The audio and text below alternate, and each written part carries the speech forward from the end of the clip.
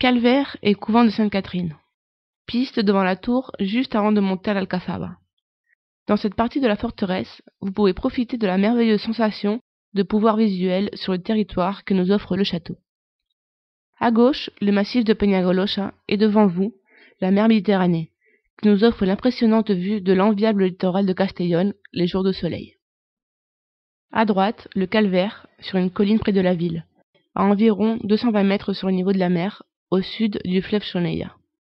Le calvaire d'Honda, considéré le plus ancien de la province, se trouvait précédemment sur le flanc de la montagne. Castell-Salmeta indique que de 1339 à 1732, il se trouvait ici, avec la dernière station près de la porte principale de la forteresse. En 1732, il a dû être rénové.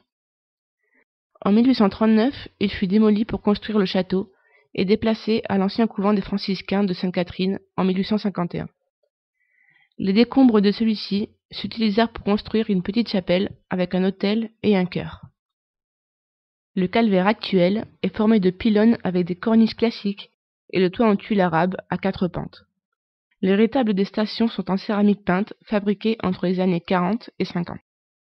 À présent, il reste l'ermitage de Sainte-Catherine et la chapelle du calvaire qui se trouve à droite de la porte principale du couvent, incorporé au XVIIIe siècle comme magasin et transformé en chapelle en 1836.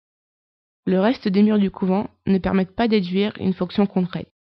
Seulement un bâtiment de 3 étages au sud du gisement, avec une arcade à l'étage supérieur, caractéristique des constructions valenciennes du XVIe au XVIIIe siècle. On peut aussi apprécier la présence des souterrains et de l'ancienne citerne. L'historien Mundina nous affirme que l'église était très spacieuse et d'ordre corinthien. Pendant la guerre de l'indépendance, elle servait de caserne des Espagnols et d'hôpital, occupée plus tard par les Français. Pendant ce temps, les religieux s'étaient déplacés en ville et revinrent après la guerre. En 1835, il a été désamorti par une sécularisation forcée des moines et brûlé par les Portugais en 1836, définitivement détruit. À cause de cela, il resta seulement l'ermitage actuel. Le calvaire forme un parcours en forme de zigzag depuis le cimetière jusqu'aux ruines du couvent de San Francisco.